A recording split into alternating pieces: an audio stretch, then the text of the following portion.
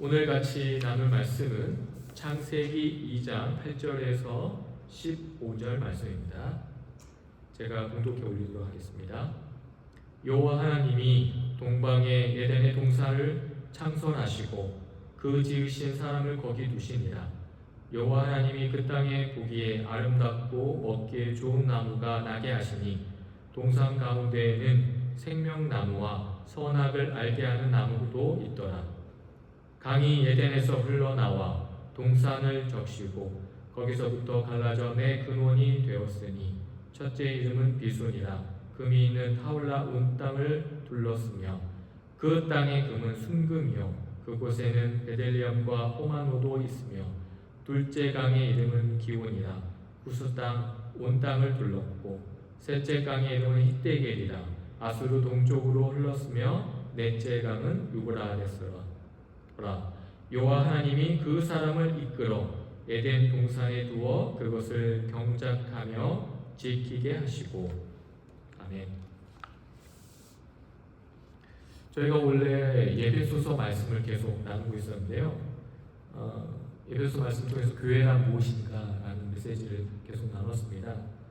그러다가 저희가 이제 원래 6장 한 장을 더 해야 되는데 잠깐 멈췄다가 이번 주에 제가 본문을 바꿨습니다. 그래서 어떤 설교를 7주 동안 하려고 하냐면 성전 시리즈라고 해서 창세기부터 요한계시록에 나와 있는 성전에 관한 어떤 메시지를 성도님과 좀 나눴으면 좋겠다라는 생각을 했습니다. 사실은 제가 예전에 읽었던 책인데 이 책을 통해서 설교 시간에 한번 언급했던 책인데요. God Dwells Among Us라는 책이 있습니다. 그러니까 하나님 우리와 함께 계시는데 성전이라는 곳을 통해서 하나님 우리와 함께 계신다는 그 책을 읽으면서 이 책에서 아이디어를 얻어가지고요. 제가 이것을 가지고 7주 동안 같이 말씀을 나누려고 합니다. 사실은 이 성전 하면은 종교학적으로 성전이 가진 의미가 그 종교에 상당히 의미를 가지고 있습니다. 그래서 기독교를 떠나서 모든 종교에서 성전은 큰 의미를 가지고 있죠. 그래서 고대 7대 불가사의 중에 하나가 여러분 잘 아시는 것처럼 아르테미스 신전이 있습니다. 그러니까 사실 그 신전이 우리가 예배소서 말씀을 나누는데 그 예배소 지역에 있었던 신전이 그 세계 7대 고대 7대 불가사의 중에 하나였죠. 지금은 다 사라졌긴 했지만요.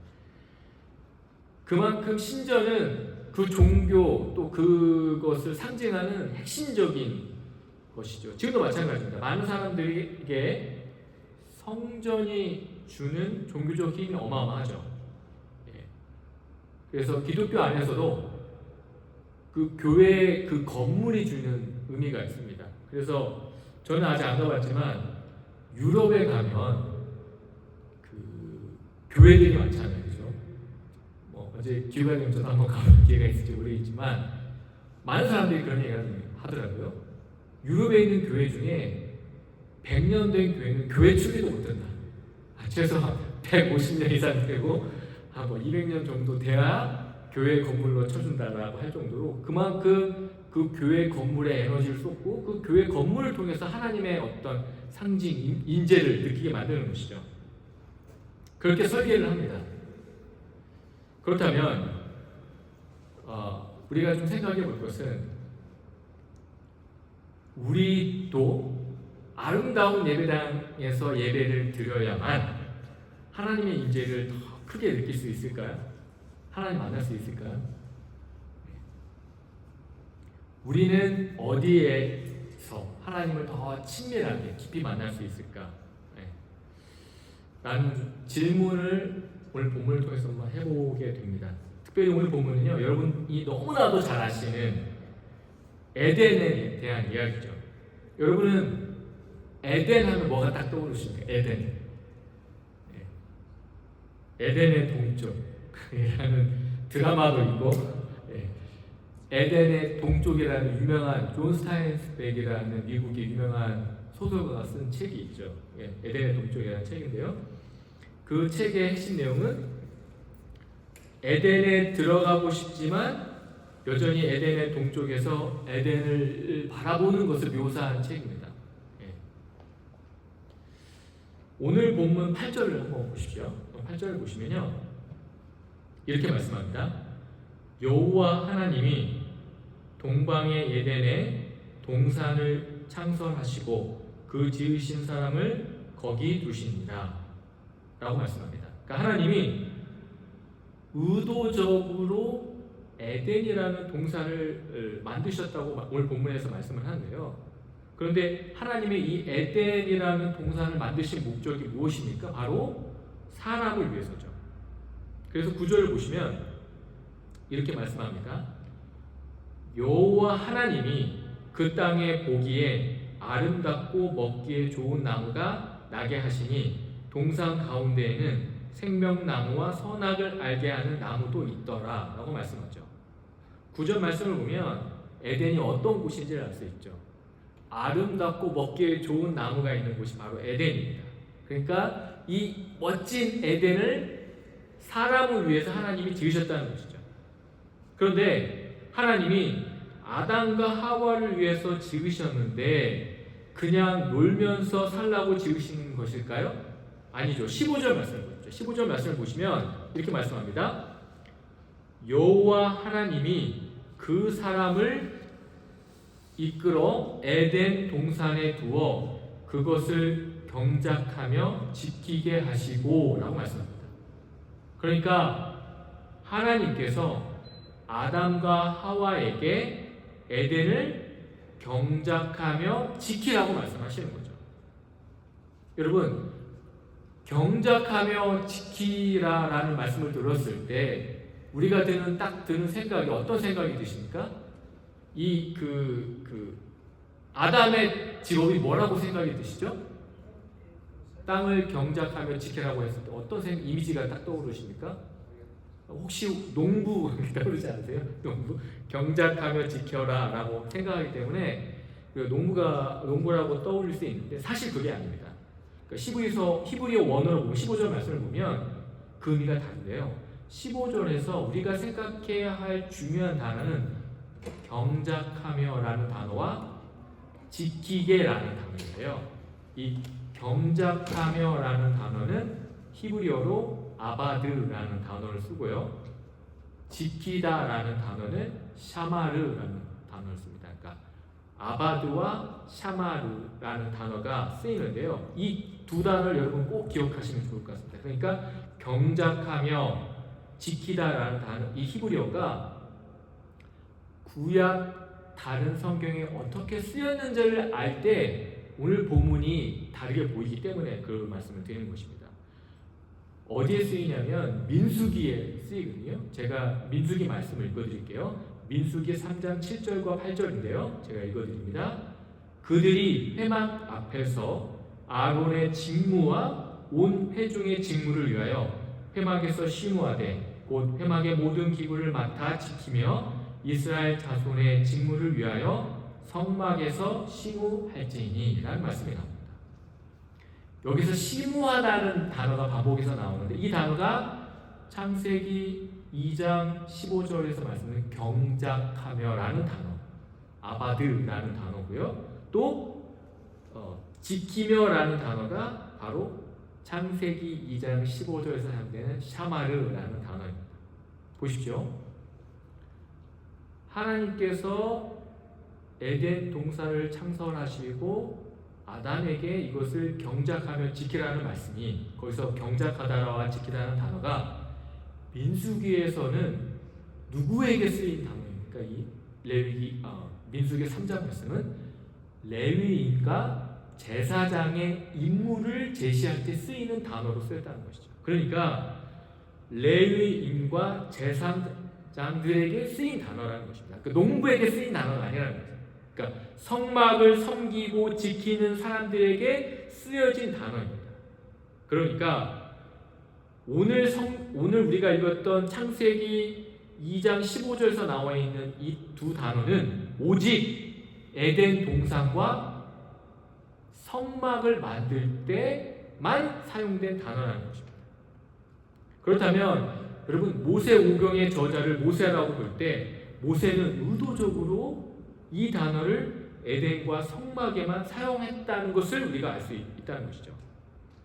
성막에서 사용되는 언어를 누구보다 잘 아는 모세는 에덴을 묘사할 때 바로 제사장의 언어를 사용했다는 것입니다. 그렇다면 아담은 어떤 역할로 부름받는 것입니까? 농부입니까?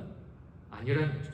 바로 제사장의 역할로 부름을 받았다는 것입니다. 그렇다면 우리가 생각할 때 에덴이라고 생각하면 단순히 하나님이 지으신 아름다운 음식이 있고 정말 아름다운 낙원으로만 생각하지만 에덴은 바로 제사장이 있는 곳, 바로 다시 말씀드리면 성전이라는 것이죠. 그러니까 에덴은 단순한 동산이 아니라 에덴은 성전을 말하는 것입니다. 여러분 에덴이 성전이라면 여러분 성전의 특징이 무엇이죠? 아름다운 건축물입니까? 사람들에게 경외심을 유발시키도록 만든 압도적인 모습입니까? 아니죠. 성전이 성전인 이유는 바로 하나님이 임재하시기 때문입니다. 하나님의 임재가 있는 곳이 바로 성전이죠. 그렇다면 하나님의 임재가 있는 곳이 성전이라면 에덴이 성전이라는 증거는 하나님의 임재여야만 하는 것입니다. 그 임재를 나타내는 말씀이 창세기 3장 8절에 나와 있는데요. 제가 읽어드리겠습니다. 그들이 그날 바람이 불 때 동산에 거니시는 여호와 하나님의 소리를 듣고 아담과 그의 아내가 여호와 하나님의 낯을 피하여 동산 나무에 숨은지라. 여기서 8절에서 하나님이 거하시는 이라는 단어가 히브리어로 히트 할레트라는 히브리어인데 이 단어가 동일하게 레위기 26장 12절에 사용되는데요. 여기서 이렇게 사용됩니다. 나는 너희 중에 행하여 너희의 하나님이 되고 너희는 내 백성이 될 것이니라. 12절에서 행하여라는 단어가 같은 단어로 사용되죠. 그러니까 하나님이 창세기에서 단순히 에덴을 산책하시는 것으로 묘사하는 것이 아니고 하나님의 임재를 상징하는 것이라는 것이죠. 하나님이 임재하시는 곳이 바로 에덴이고 하나님의 그 임재는 결국 성전과 연결되어 있다는 것입니다. 그렇다면 하나님께서 에덴을 만드시고 아담을 제사장으로 만드셔서 성전된 에덴을 잘 관리하라는 것이 하나님의 아담의 소명일까요? 창세기 28절을 제가 읽어드립니다. 하나님이 그들에게 복을 주시며 하나님이 그들에게 이르시되 생육하고 번성하여 땅에 충만하라. 땅을 정복하라. 바다의 물고기와 하늘의 새와 땅에 움직이는 모든 생물을 다스리라 하시니라 라고 말씀합니다.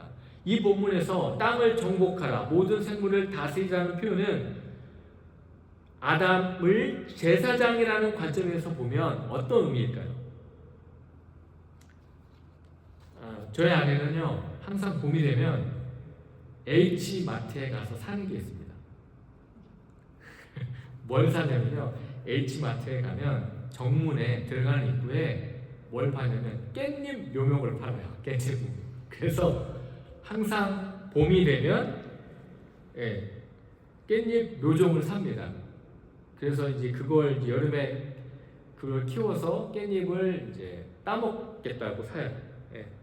근데 처음에 깻잎을 묘종을 사가지고 키우는데 이게 영양분을 안 주면 저희는 화분에서 키워요. 왜냐면 저희 잔디밭에서는 제가 제초제를 뿌리기 때문에 거기다가 깻잎을 심으면 제초 때문에 죽기 때문에 항상 화분에 심는데 잘 안 자라더라고요. 그래서 이제 연구하다가 계란 껍질을 갈아가지고 계란 껍질을 주면 잘 자라면서 계란 껍질도 주고 막 이렇게 합니다. 그래서 저는 생각을 했어요. 아니 그러지 말고 그냥 사 먹는 게 편하지.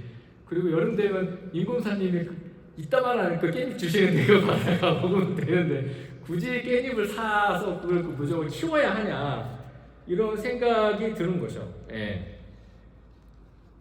하지만 아내는 포기하지 않고 항상 깻잎을 사다가 키웁니다.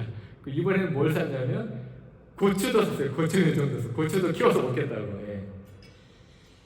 제가 왜 이 말씀을 드리냐면 에덴은 하나님이 에덴을 만드셨다는 그 에덴은요 마치 그 깻잎의 묘종 같은 거죠. 하나님이 우리를 그 아담에게 땅을 정복하고 땅을 다스리라는 그 명령을 주셨을 때 그 명령은 잘 하나님의 성전을 주신 우리에게 성전을 잘 키워서 풍성하게 하나님 만들라는 하나님의 소명이기 때문이라는 것이죠.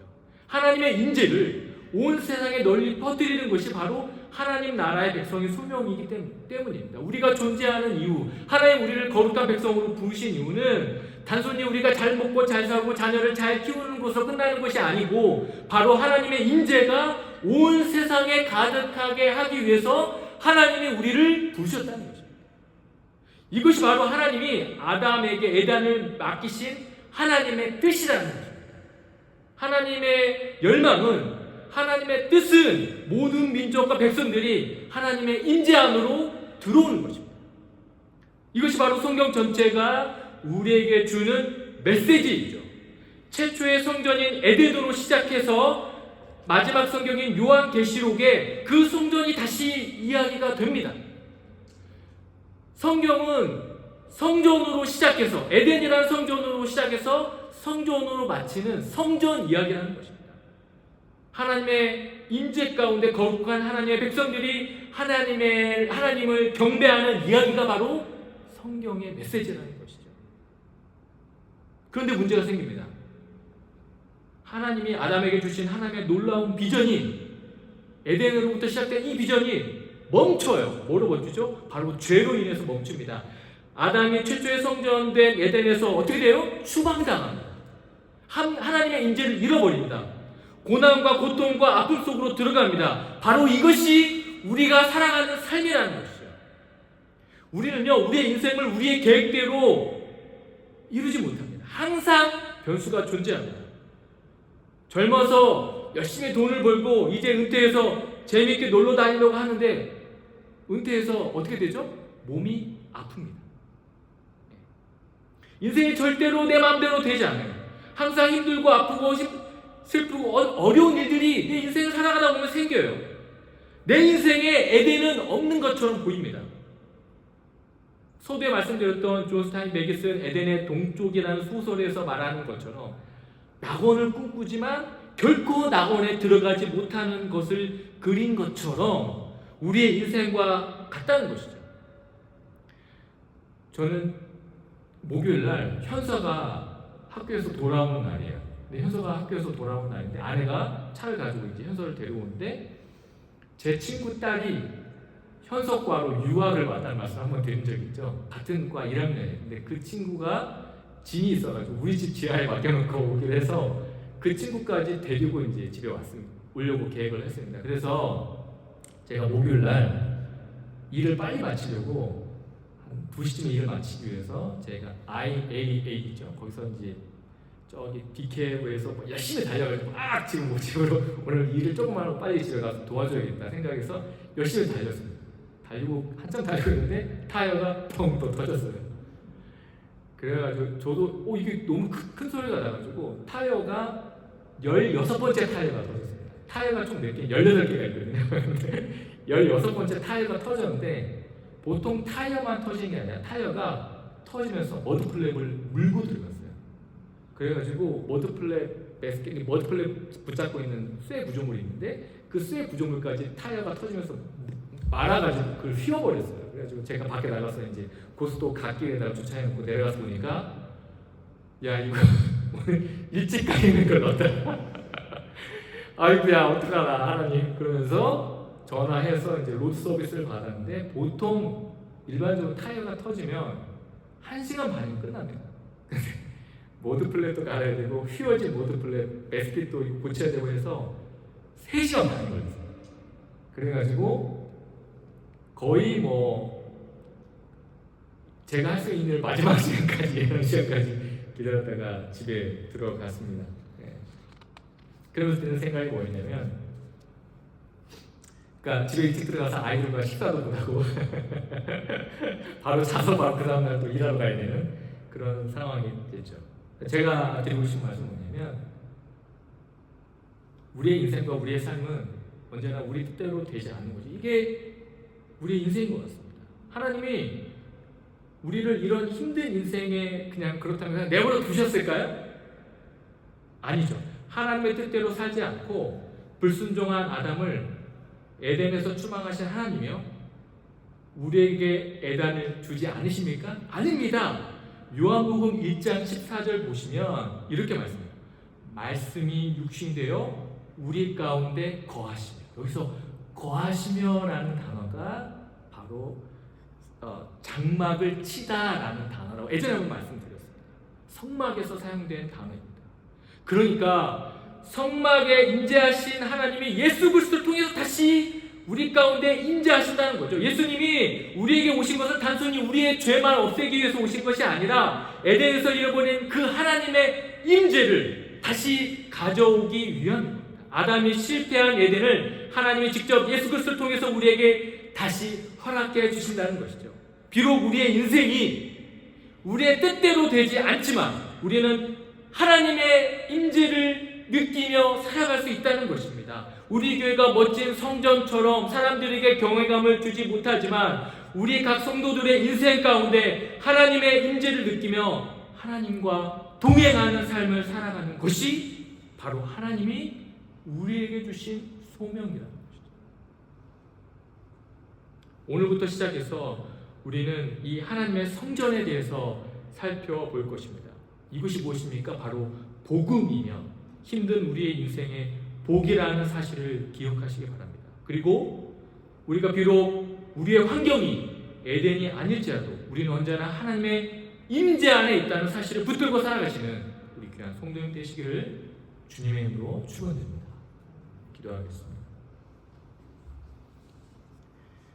하나님 아버지, 에덴을 잃어버린 아담처럼 우리의 인생이 너무나 힘들고 어려울 때 하나님은 결코 우리를 버리지 않으시고 예수 그리스도를 통해 우리에게 임재하신다는 사실을 기억하며 어떤 힘든 일이 내게 있더라도 하나님의 임재를 기억하며 믿음으로 살아가게 하여 주시옵소서. 감사드리며 이 모든 말씀 우리 구주 예수 그리스도의 이름으로 기도드립니다. 아멘.